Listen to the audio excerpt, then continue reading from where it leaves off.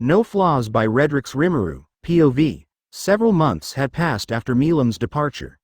Several calm, chill, and very peaceful months. I was busy as always, but still, extremely chill. While the town was developing, I trained my subordinates daily. The results were astounding to say the least. If you compared them to their previous selves, it would seem like you were comparing two completely different people. Their growth was eminent since I sparred with them daily. Not to forget, Hakuro was training the regular soldiers on the daily basis too. Our city is now worthy of being called the capital of a nation in terms of its scale. Many weaker races and some other monster species have taken inheritance in this town, increasing the population to around 15,000 people, which is nearly 5,000 more than the last time. The envoy mission to the Beast Kingdom of Eurasania has already been taken care of. Luckily, I warned Benimaru in advance not to pick a fight with Carolon, otherwise it could have gone down really bad. Currently, Gazel has sent me an invite to formally declare the covenant we agreed upon to the common folks. I am also sure that he wants to ask me about the whole Charybdis incident, and I would need to give a clear answer to that. The Dwarven Kingdom awaited, and it was time to address all the things regarding it, formal or informal, albeit the more informal stuff is a bit secretive. The armed nation of Dwargon. We arrive in our carriages. Even thought I wanted to whip out my custom-made cars, which I created over the time period of the past 2,000 years just because I was bored. But it would cause way too much trouble for now, because it is certainly way too advanced for its time here. The usual small town feeling was nowhere to be found this time. Well, after being educated by Velzard on various things, those types of things just go away. Cold sweat smile. I can only imagine what Veldora had to go through, being taught by both of our sisters. Veldora, I honestly feel sorry for you. Where did that come from? Veldora replied, but as usual, I completely ignored him. While I was thinking all this, the dwarves had already run out of their wagon, trying to get the gate open by themselves.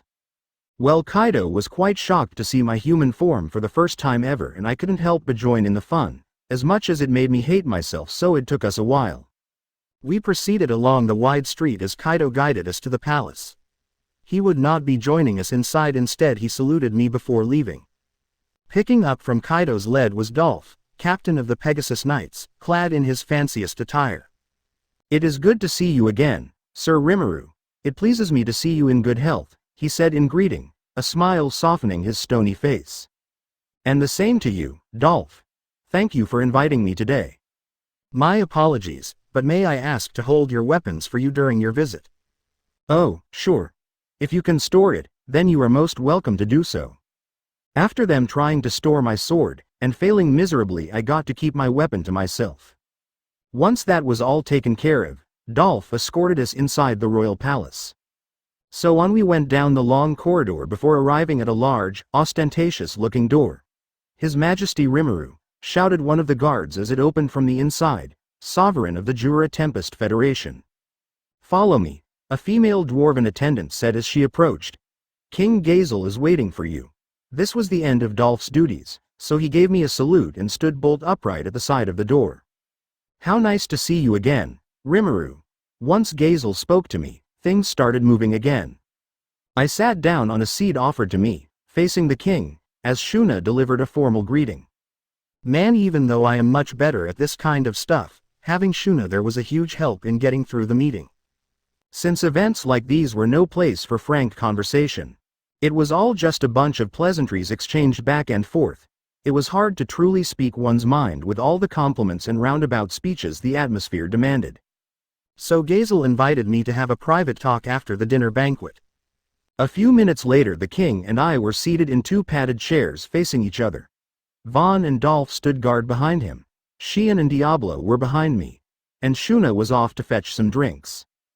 So, down to business, then? Gazel spoke as he sat in front of me. Certainly.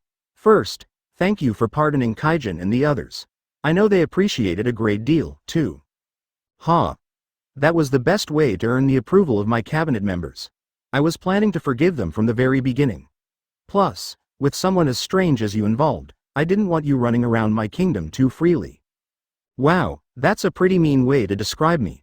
Of course, I would have had the exact same thought. It really was a hard decision for me, you realize. Letting go of Kaijin and Garm was heart-wrenching.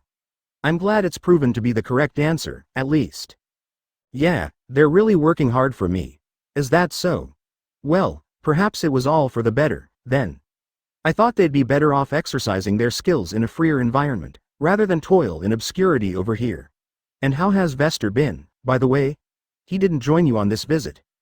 I did invite him, but he refused. He was all, "Oh, I do appreciate it, but I could never show my face to King Gazel until I can offer him some real accomplishments," and so on. If you ask me, I think he just wanted to stay focused on his research. Ha ha ha ha. Now that's the Vester I know. So he has an environment where he can put his genius to work now, eh? Wonderful to hear. We enjoyed the small chats for some time while Shuna brought us some drinks.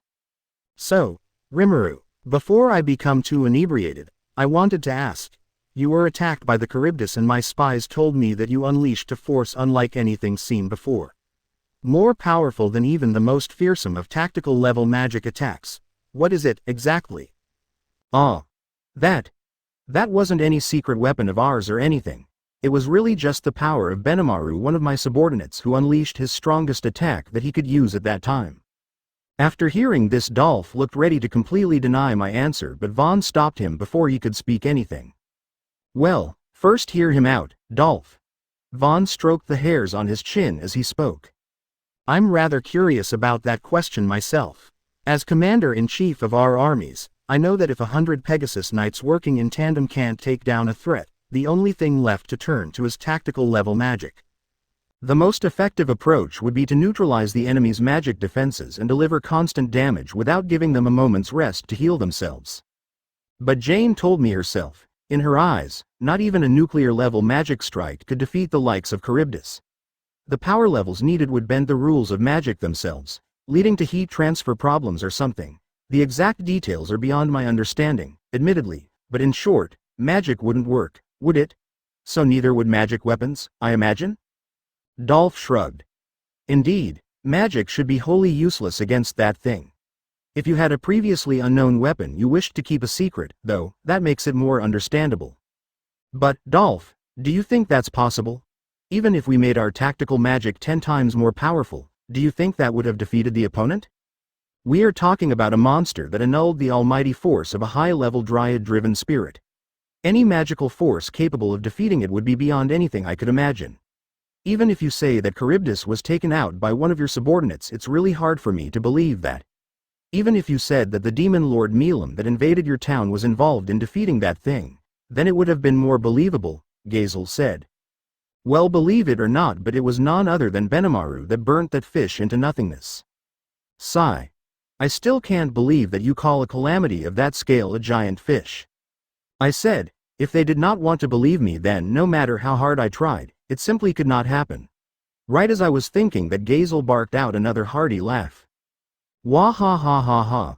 I guess it's not that hard to believe that your subordinate defeated that thing when you cut my sword so easily. Oh, about that sword, I had Karob repair it, and I also poured some of my magical force into it, making it much better than before and of a higher grade. As I said, that I took out his sword from my storage space and gave it to him personally. To say that the three were shocked after seeing the fixed and improved sword was highly low-balling their reaction. After that bit, our conversation turned to recent events in our respective kingdoms as well as our latest research results. Strangely, he did not ask much about Milam this time around, but the topic about our recent alliance with the Beast Kingdom Eurazania did came up. The next day after the formal declarations of the Covenant, the speech that I delivered apparently scored a 50 in Gazel's book. Well, at least it is much better than the last time. Relatable by the people, but said in manner that it would not lead anyone underestimate me. That wrapped up all the major events at Dwargon. Beyond a few casual meetings, I'd be devoting the next few days to tourism and the like, and there was one place in the Dwarven Kingdom I'd never want to omit. That's right, the Night Butterfly. Ah, nightlife. I was rudely interrupted by a highly agitated Vester last time I paid a visit, or caught by Shuna and Sheehan in the previous timeline, but that was no worry this time. Why, you may ask? The answer is really simple, it's Diablo. Yes, my most loyal and strongest subordinate. He will keep Shuna and Sheehan in check for today.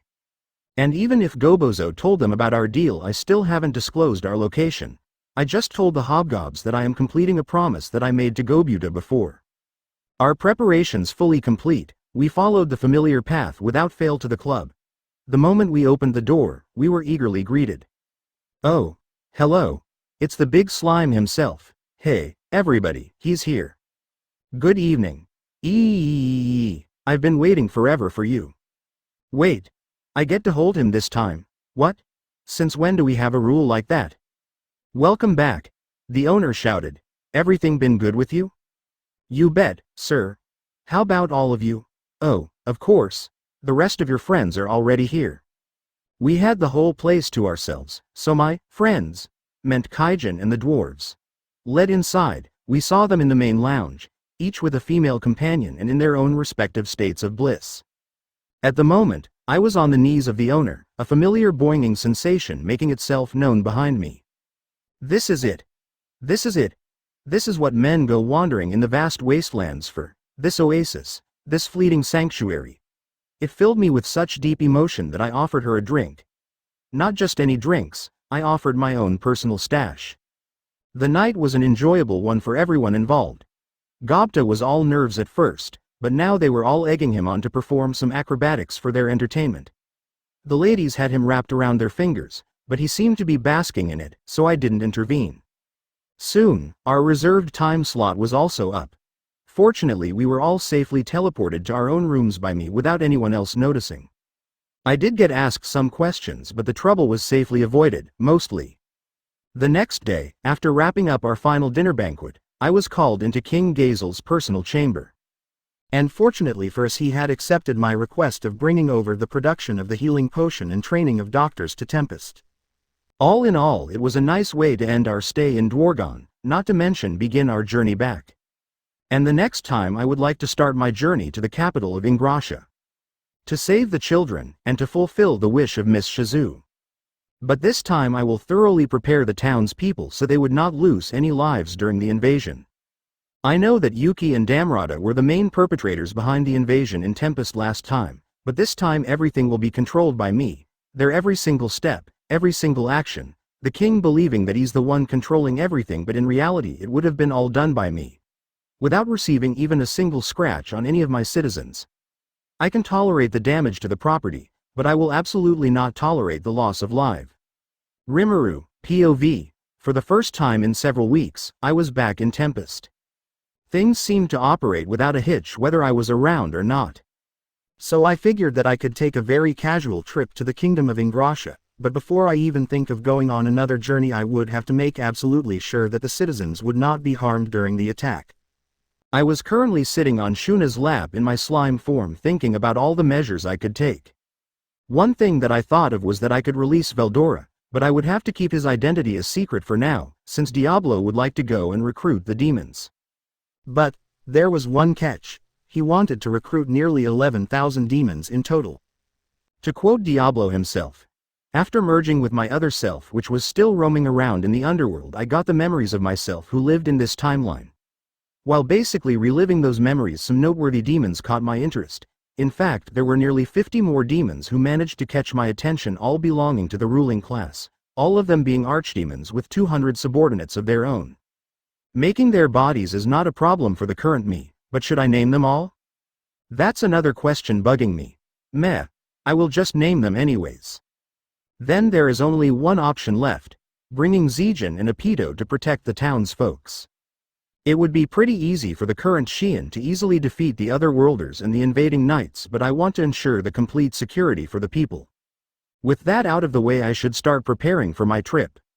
Shuna, gather the executives in the meeting hall. I would like to discuss some things. On it, Rimuru-sama. With that, she gently kept me on a cushion and left. A few moments later in the meeting hall, I explained to them the reason of my departure to the human kingdom. They were insisting on coming along with me, but after some more explanation about how they would stand out more, it was decided that like last time, Ranga will be accompanying me along with one of Soe's clone, always being in my shadow. Right as the meeting was about to end, I also brought up another topic. There is one more thing I would like to say. What is it, Sir Rimuru? Benimaru asked. Well, if I go out the city, other kingdoms could also attack us. That is indeed a possibility, Hakuro commented. I know that there is a barrier protecting this town, but I would like all of you to be on your absolute highest alert. Along with that I would also tell Zijin and Apito to guard the town in turns. With that said, I would like Geld to do serious checks on everyone entering the town, even if they are a messenger or royalty of any other nation. I will absolutely not let anyone pass through without checking them thoroughly, Geld declared. Shuna, I want you to keep watch over the town gates to make sure we don't have anyone suspicious coming or going along with Geld. Benimaru, you and the others will increase the rate of patrols near the town and in the town too. Hikuro, up the training of the troops from now on. I think that they should be able to take it to the next level. Understood, my lord. Understood, sir. I along with my fellow comrades will do my best, Benimaru swore. Diablo, about your request, I will have the goods ready when I arrive back so you can also go and do your task. I will live up to your expectations, Rimuru-sama, Diablo said while bowing. One more thing, I would like to make Gabiru an executive. Any objections? And no one had any kid of objection since that guy deserved the position of executive. Oh yay, Rigard, can you send someone to alert Kabul at once? Yes sir, I shall immediately send Gobuta to inform them about this. Rigard said this with a salute. Man, Kabul noted, the food over there gets better and better every time, huh? Shuna's got to be up there with the cooks in the royal capital by now. Nah, better than that. I mean, her stuff would beat any fancy pants joint back home. You said it. I'm a good judge of food, you know, and Shuna's is top of the line. And some of the team under her are nobody to sniff at, either. You guys haven't gotten so focused on eating that you're forgetting our real mission, have you? Oh, don't be so silly, Kabul. While they were having this litter banter, Gobuta suddenly half-emerged from Guido's shadow and invited them to Tempest for being a tour guide for Rimuru, along with nearly giving them a heart attack. It is to be noted that aloud, what the actual pack, could be heard in the forest the moment Gobuta poked his head out of Guido's shadow. The next day after the trio readily agreed on escorting me. There was something about hitting the big cities that always got my adrenaline pumping. Getting to embark on a trip solo like this, unbothered by any other obligations, made me feel free for the first time in a while. I liked it. I couldn't afford to let this opportunity go to waste. After nearly a week of traveling, we finally reached the edge of the forest. I was in no hurry, though. I'd been enjoying the sights and wonders along the journey. By the end of our journey, Ellen said, beaming at me, let's be adventuring partners forever. In the future, maybe. Once I wasn't so needed any longer, perhaps it'd be fun to be a freelance adventurer for a while. Too bad you guys will probably be dead of old age by then. Well, that came out of nowhere. Blumund. A smaller kingdom, population under 1 million. It consisted mainly of little villages, collected into regions ruled by noble lords. The only big settlement to speak of was the capital. It was seriously a super tiny country. Soon, we were walking down the street in the capital of Blumund. Everyone we passed by seemed bright and cheerful. In the midst of our walk, we arrived at the Blumund office of the Free Guild, a solemn-looking stone building. It was 5 whole stories tall, a rarity given that the nation's normal buildings was one of 1 to 2 floors. This time I reminded them that it would be better if they took me straight to Fuse, since I can pass every test they throw at me to become an adventurer. Before long I was rewarded B rank by Fuse without any trouble. Our plan was to finish up the prep work by the end of tomorrow and get moving as soon as possible. But before that I also had a meeting fixed with the King of Blumund in a few days, and before that I would have to discuss the matters regarding the practical issues related in forging an alliance between our nations with another noble who goes by the name of Veryard with the rank of Baron. Since I was aware that the Eastern Empire would be a threat to us and the Western nations, I ended up taking a lot more benefits from the negations, without hurting our relations with the human nation. Fuse also supported my claims of the Eastern Empire preparing its military for an invasion, which led to my demands being accepted easily. All things considered, I would consider it as an absolute win for me. A day later the official summit was also held, which led to the second stamp of approval for our nation after Dwargan's. It was nothing to sniff at achievement-wise, even if the nation is a small one. Next up was the Kingdom of Ingrashia, home of the Free Guild headquarters. Time to get back on the road. What a pain. Our strategy ended in a complete failure. It might be a little while longer before Clayman awakens to become a true demon lord, sadly. Laplace, the visitor in question, sat down and gave him the news. Failure, after years of effort. He didn't sound too broken up about it. And here I thought an orc lord on the rampage would guarantee us at least 10,000 or so deaths. The master of the room seemed to take the news pretty lightly. But I suppose obtaining the power needed won't come that easily to us. There are other conditions to worry about. Yeah. He's strong enough, though, without having to dabble in any crazy stuff. Although I think he has it in for Leon, a bit. He still has much to learn, that Clayman. So, was that all you came here to say? Laplace defiantly grinned at the room's owner. Oh, of course not. That was just a side note. I bet you heard all about it from Clayman already. All I did was help out a bit, so I don't know the whole story myself. But enough about that. I've been going undercover to keep tabs on the Paladins' movements lately. They're really out to start something, you know that? Now that they're pretty sure Veldor is gone for good. You think so? Do you know what they're after? It'd be a hell of a lot easier for us if I did, huh? I tell you, the Western Holy Church is one mean group to get involved with. Laplace shrugged. The mask hid his expression, but despite his pessimism, his attitude was just as bold and invincible as ever. You sure are right. Passing themselves off as righteous guardians of the weak or whatnot. I highly doubt they're acting out of sheer goodwill. They're an enigma to me. Yeah, aren't they? But if they're starting to get more active, that's our chance to catch 'em by the tail, too. Yeah? They've been around since time immemorial, so I can't wriggle my way into the upper management. But in their current operations, I might have a way in, He smiled once again. So I'm thinking it's time for me to get a bit more serious about infiltrating the operation. That'll probably put me out of contact for a while, but you okay with that? No, fine by me. Oh, but if you do find out what's behind the Holy Church, I'll be glad to grant you a wish. Laplace greeted this news with a hearty laugh. Really? Well, that's a nice little motivation. I'll bet, but don't overdo it. I don't want you messing this up. No need to remind me. In that case. Laplace stood up, preparing to leave. Oh, one more thing, a relaxed voice said behind him. The main cause behind your most recent failures is traveling in the Western nations right now. Things are about to become rather interesting, I'd say. WHWHAAAA. What the heck for? That dopey-looking slime's supposed to be the grand poobah of the forest of Jura. What's it doing bumping around human lands? Ha ha ha ha.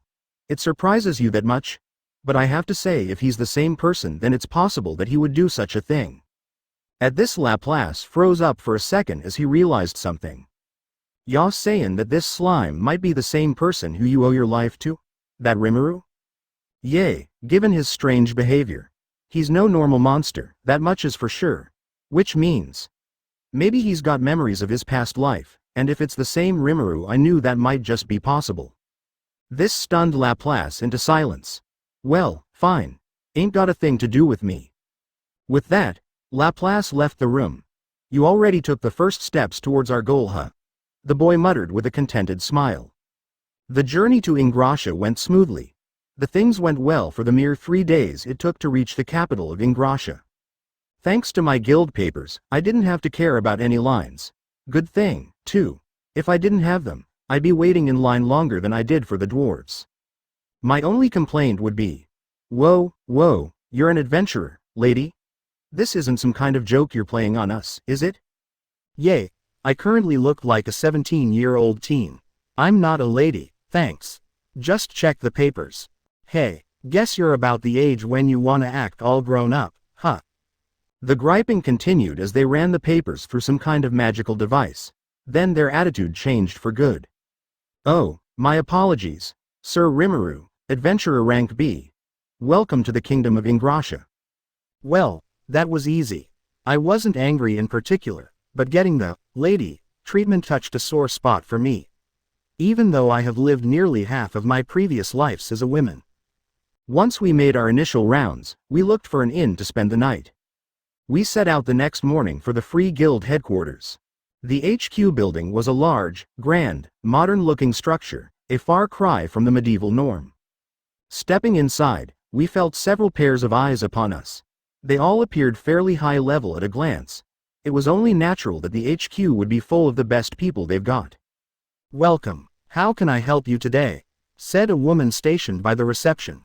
Yeah, we're here to see the Grand Master. Here's our letter of introduction.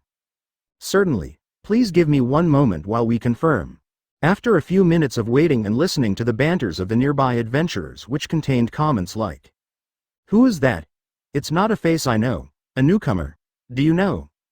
"No, I don't know anyone that beautiful. That face is almost like a cheat. I think I am in love with her. Man, she is too beautiful. I'm touched to actually see a face this gorgeous in person, but I paid it no attention.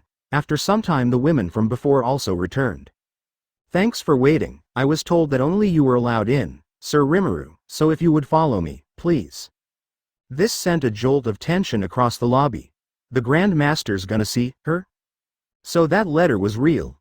Real or not, how often does the Grand Master give an audience to someone? That's why I'm telling you guys, Sir Rimuru's not some guy off the street. Kabul proudly boasted about me to the increasing number of interested audience. I wish he'd stop that, it's embarrassing. The woman directed me down a deeper hallway before knocking on a certain door. There was no response, but she opened it and went in anyway, inviting me to follow. Invited to step inside, I stood alongside the woman, feeling her activate the magic behind it for just a single moment. The woman, well used to this procedure, gave me a bow before teleporting herself back.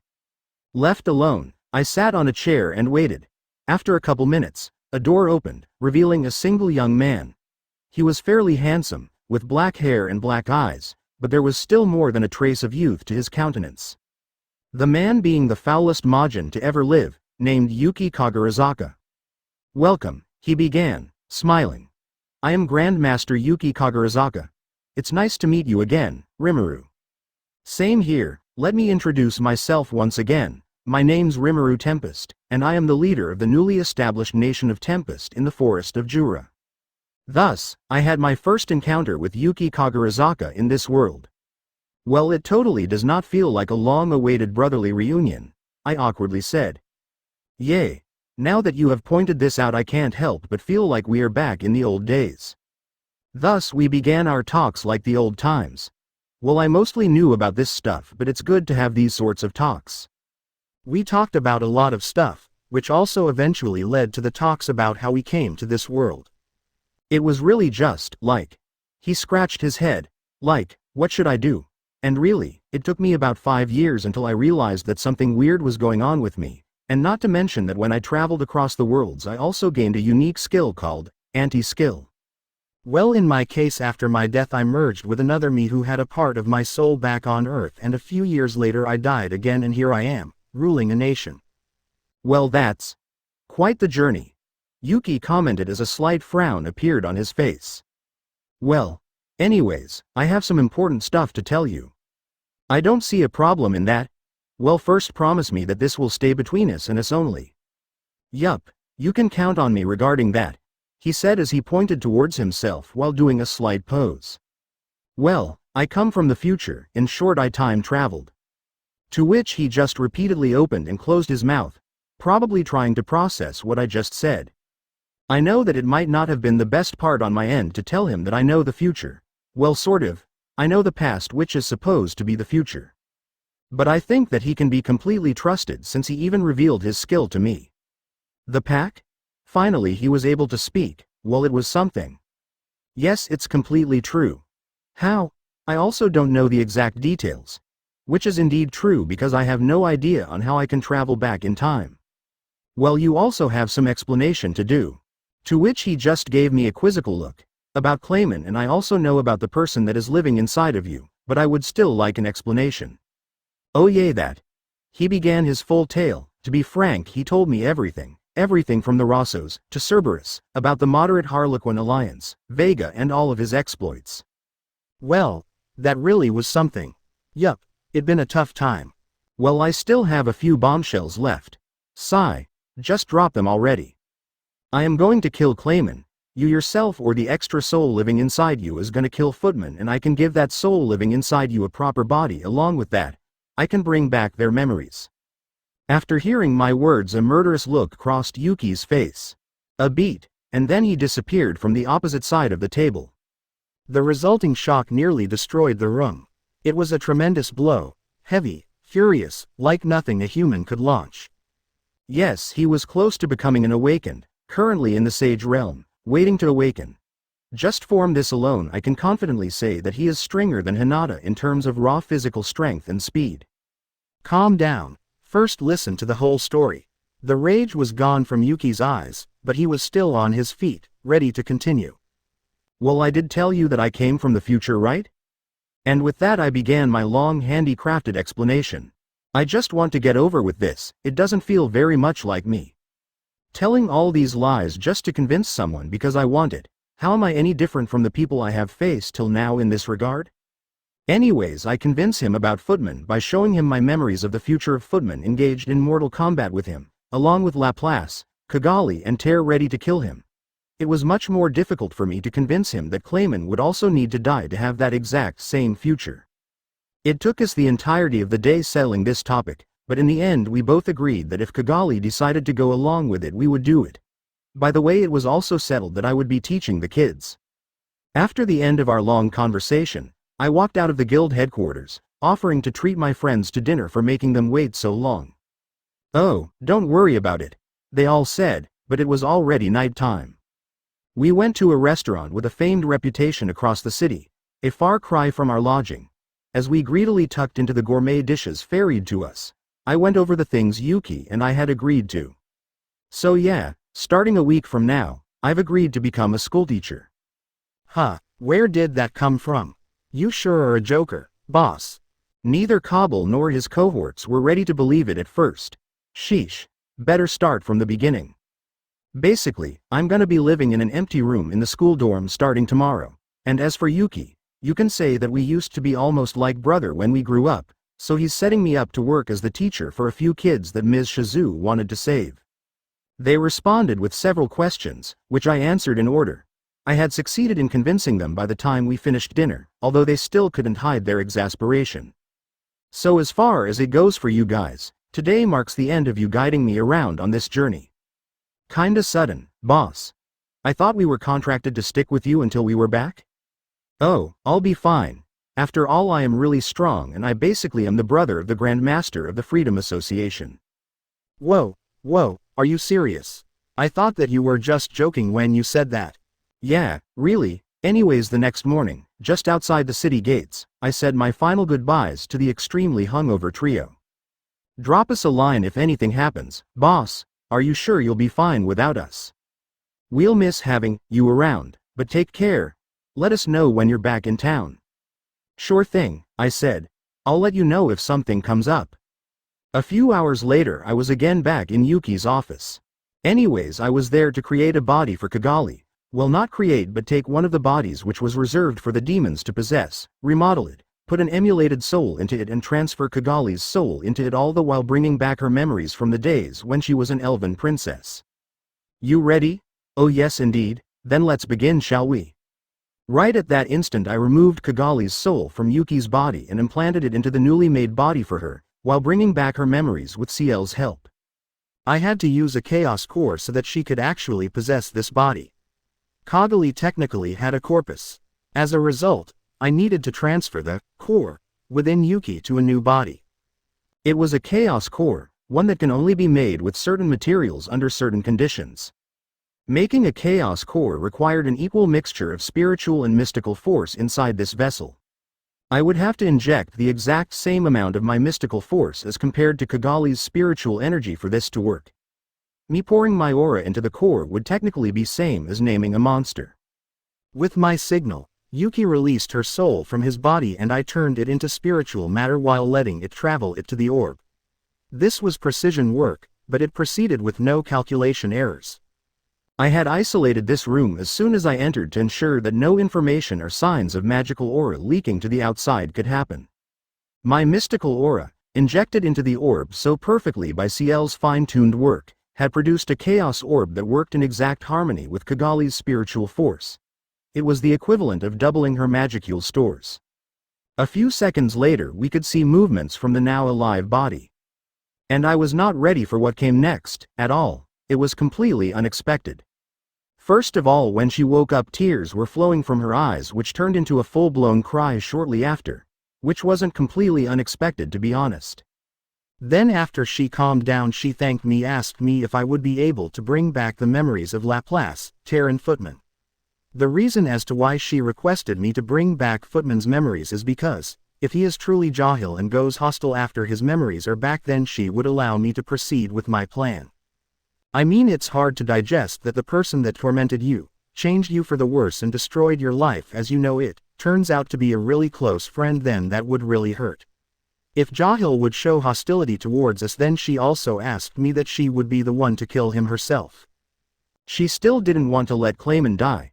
So I put forth a suggestion: I will let Clayman die the most painless death, along with converting the entirety of Clayman's being into energy and merge it her. That way Clayman could be with her in some form. After some hesitation she agreed, even though she looked disheartened by it. All in all, I can now proceed with my plan along with saving the children. Power scaling. EP does not represent actual combat prowess. Kagali. Nearly 2 million Yuki, unawakened, nearly 700k to 800k. Benimaru, Xian, Zijin. In the 1.7 million to 1.9 million range. Ranga, Soe. 1.1 million and 1.2 million. Geld and Gabiru. Nearly 870k. Apito. 320k Hakuro. 270k Team Kuranai. Special A rank. The men under Benimaru. Nearly 500 in total. Yamagari. A ranked men under Xian possessing the extra skill, complete memory, and nigh immortal. Soe's Shadow Squad. Special A rank members, 100 members. Hiryu. Special A rank members. The 100 strongest Dragonutes. Yellow numbers. 2000, a rank high orcs under Geld. Goblin Riders. 100, a rank hobgoblins.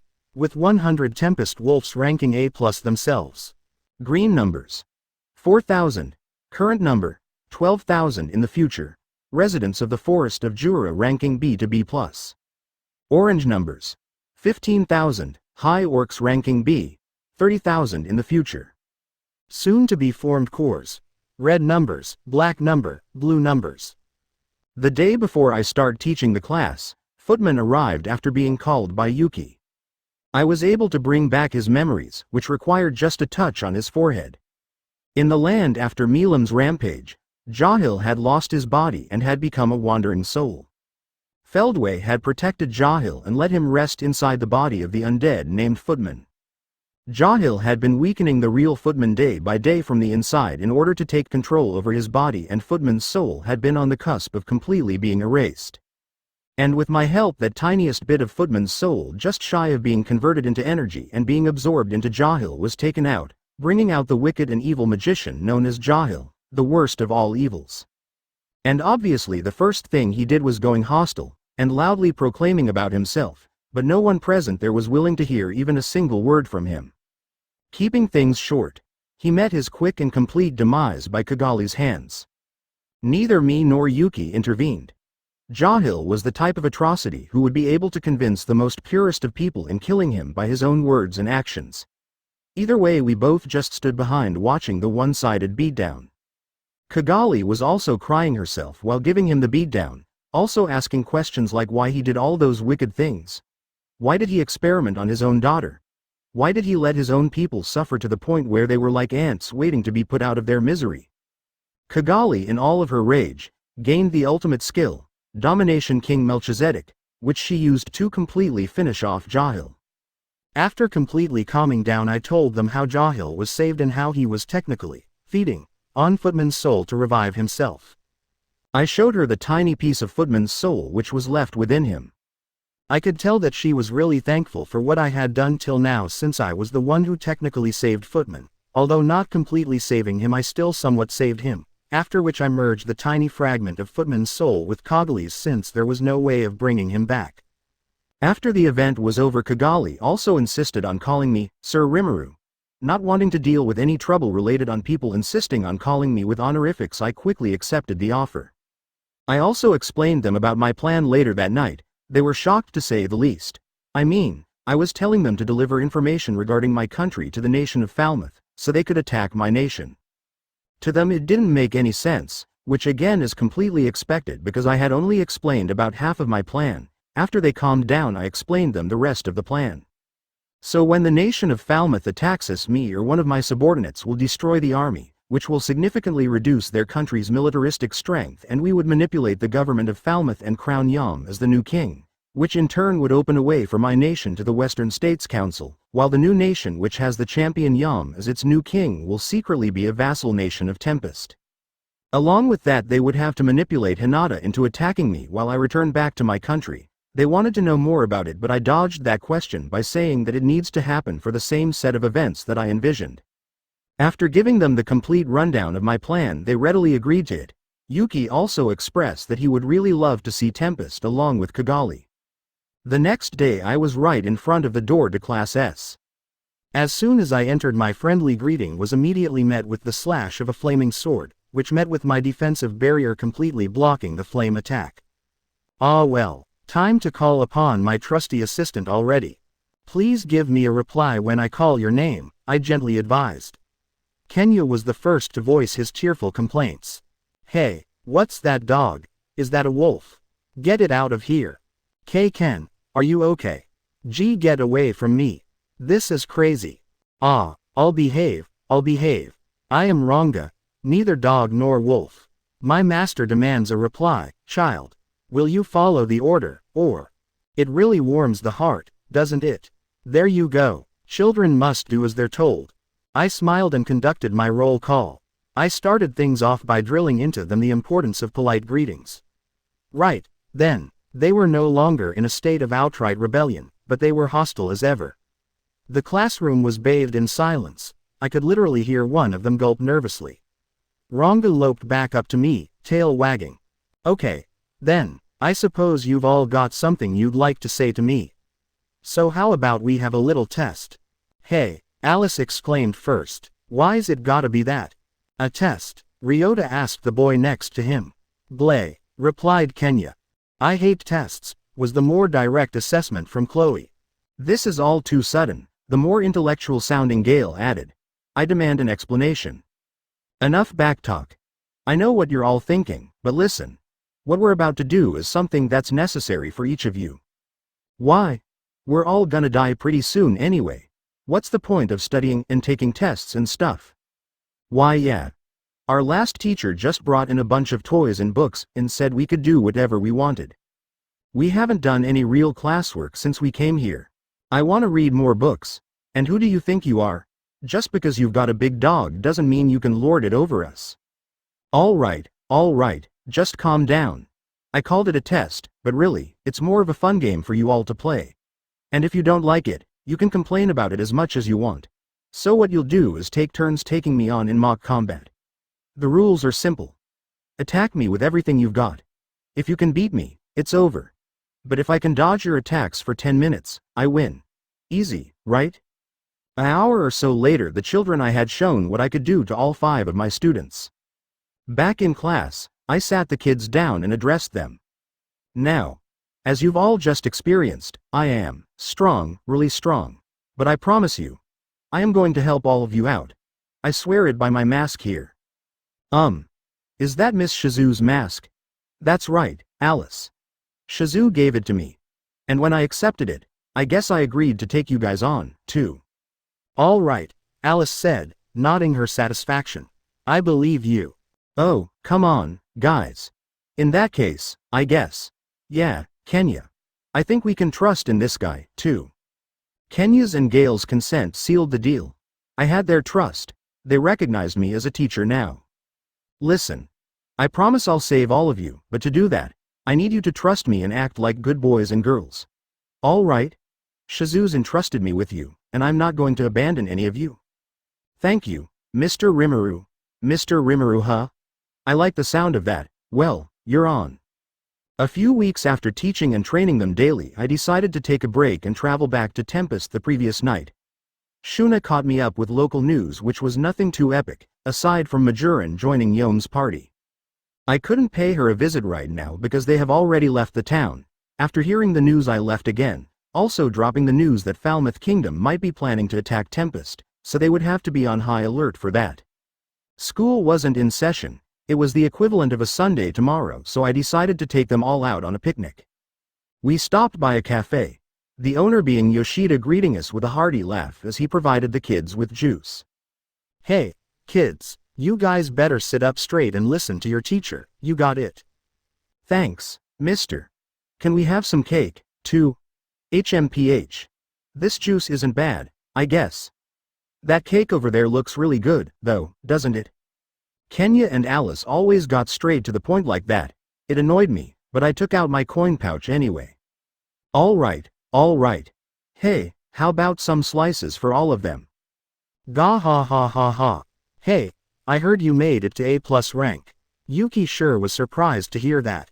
We oughta celebrate it. You can eat and drink on the house today, guys.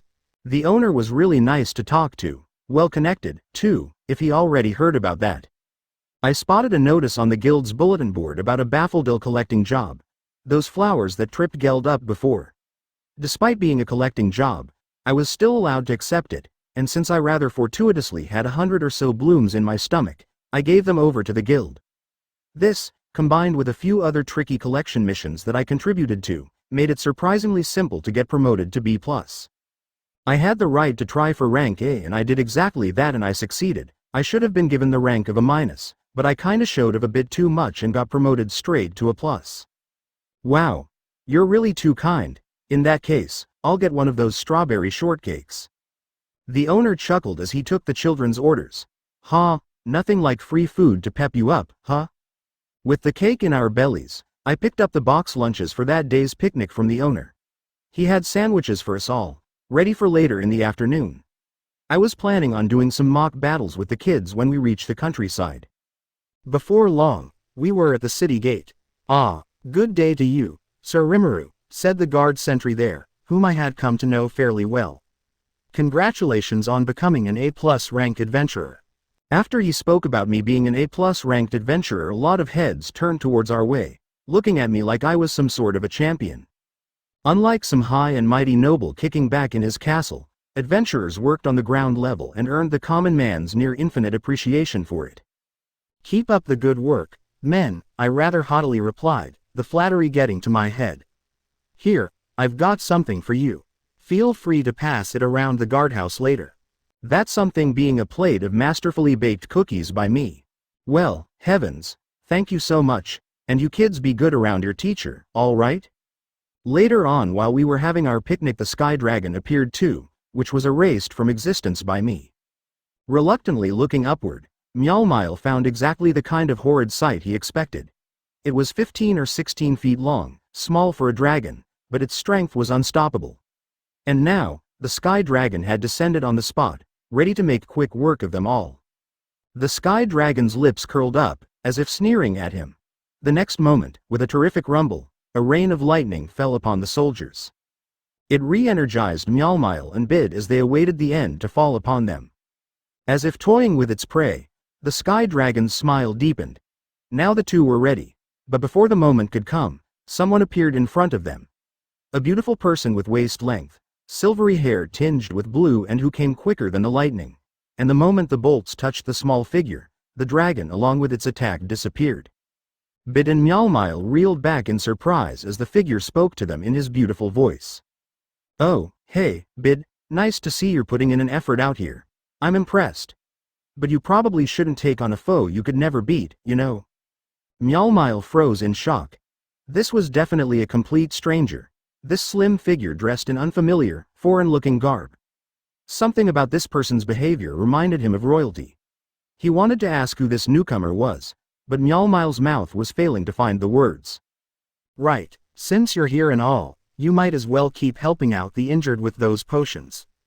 Ignoring the frozen duo, the figure set off. The two looked at each other in astonishment, then immediately sprang into action.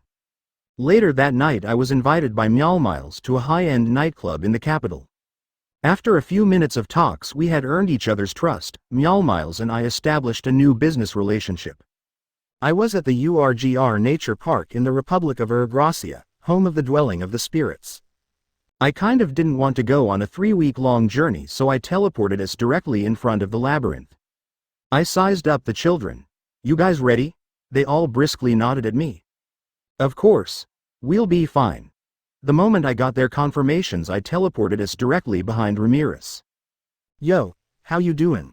I said facing Ramirez, as I let an evil grin spread across my face. Which led to the complete disarray among the spirits and elementals present there. Yes. Yes. Yes. Yes. I am humbly fine. Ramirez too was in disarray. After all, no one except Guy or Milam has ever been able to teleport directly inside her labyrinth without her permission. Quote. You all right? I asked. Ta-da-a-a-a-a-a. Behold, for I am the Maz. Ahem. Behold, for I am the majestic Ramirez of the labyrinth, one of the 10 great demon lords. Bow down before me. Then she cocked her head at me, like she was king of the world. Well. Wait a second. Are you, that part true dragon who became the new leader of the forest of Jura? Yes, but how do you know about that? I haven't told anything about Milam yet and we barely just started our conversation, so how? Ah, I knew it. She stopped by for the first time in a while and bragged about this new dragon who was apparently Veldanova's twin, so I laughed her right out of this place. As she continued speaking, she slowed down word by word, perhaps realizing what she just said. Wait, what? Are you really Sir Veldanova's twin? Calm down. And yes, I am his twin. How come I don't know about you then? That matter is complicated. I would explain it in detail later on. Either way, I am glad my reputation precedes me. I'm Rimuru Tempest, a true dragon and Milam's uncle. And I'm here because I had a request. Oh, all right. I guess you really are a true dragon. I'll believe you, since no one could teleport inside my labyrinth without my permission. But I will hear your request if you could defeat my Colossus Golem. Consider it done. One quick hell flare later. No fair, no fair, no fair, no fair, no fair, no fair. That's totally cheating. Sometime later, after trying to calm down the Chibiko fairy. If my illusory magic doesn't work, I'm done, you know. I don't have anything else to throw at him, right? It means that sweet, helpless, lil old me has nothing to defend herself with.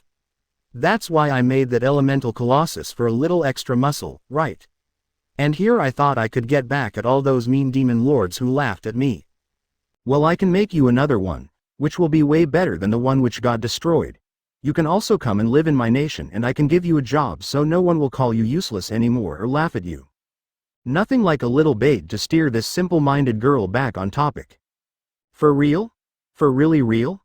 For really, really, really real? Yea, you have my word. Thank you, thank you, thank you, thank you, thank you. I'm looking forward to it. Sometime later, after trying to calm down the Chibiko fairy, again. All right. Could you take us over to the dwelling of the spirits, then? Ramirez gave me a serious and thoughtful look. Then she flew over toward the children, peering intently into their faces. You know, I'm a demon lord, but I'm also a guide for the holy. I am a fairy resident of this labyrinth, and I was also the spirit queen.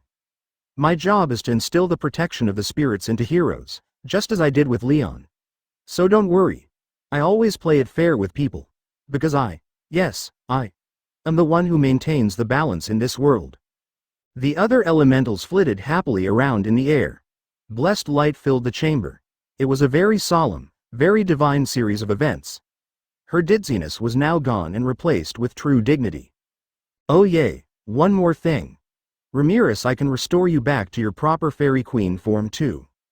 Wait, what? For real? Yes, for real. Sometime later, after calming down the Chibiko fairy. Once again. We changed locations to the dwelling of the spirits, located in the deepest part of the labyrinth. We had Ramirez on our side, and for all her weirdness, she was still the spirit queen. She was quite a far cry from the stately noblewoman trainee described her as. Don't worry, I'll be up there with you. I reassure the kids. The kids' prayers had been answered by low-level elementals, which were turned into a high-level spirit by Seal. Kenya got his light elemental like last time. Chloe was a bit scared, so I lifted her up onto the disc. Why, you know what, Mr. Rimuru? She whispered in my ear, cheeks blushing hard. I love you. Well, me too, but I wish you could have said that when you were in your true form. Just like all the others, Chloe began to pray. And there she appeared, a beautiful woman. Her hair was long, shiny, and a darkish shade of silver, radiating light throughout the chamber, while she radiated a vivid and soothing aura. The sheer force of existence was like no elemental spirit could even hope to exude. She locked her eyes with me then, out of nowhere, she hugged me and gave me a kiss on the lips. I almost felt like we actually kissed, unlike last time where I couldn't feel a thing. It was more like our spiritual bodies formed a corridor, a soul corridor. It was much larger and sturdier than any I had never seen before. As the soul corridor was formed, a pleasant feeling spread across the entirety of my being. A feeling I had never felt before while forming a soul corridor. Usually either person would not feel a thing while forming a soul corridor, but this time it was somehow different. After I broke out of my stupor, I noticed that she also gave me a happy smile as she went inside the young Chloe's body. I could feel my heart beat as fast as a bullet train, even though I don't have a heart, but that was cut short when Chloe opened her eyes. After a while Chloe's eyes opened, she turned to me, then to Ramirez, then to me again. "Do you remember everything?" I asked, to ensure that Chloe has all her memories. "Yes, I remember everything," she said as she gave me a firm nod. She only had her memories back, not her powers. Her powers are currently sealed because if she even tries to use her powers, her body would completely break down. May I ask what was that? Meanwhile, Ramirez had no idea what was going on. "You don't need to worry about this. If anything you would need to worry about then that would be packing up so that you could move out." With that, Ramirez immediately left to take out her stuff. A few minutes later I helped her pack and I also summoned Beretta, who became an archdoll. "I swear upon this body that I will fulfill my role, Master. I will serve Lady Ramirez for the rest of my life, but I would like to at least be of help to you for once." "You don't need to worry about that. Ramirez is moving to my nation, so you would get plenty of chances of being helpful to me. It will be an honor to be of any help to you." "Perfect. In that case, from today forward, you may call yourself Beretta. May you remain ever loyal to Ramirez and myself. I want to see your best effort. From this day onwards I am Beretta, the Archgolem, and I am ready to carry out my received orders. Lady Ramirez. Your wish is my command. Allow me to protect you." Yeah, she stammered, trying to retain some of her dignity. "Sure thing. I'll be counting on you. Power scaling. EP does not represent actual combat prowess. Kagali. 3,240,000 EP along with the ultimate skill, Domination King Melchizedek, and the unique skill, Schemer.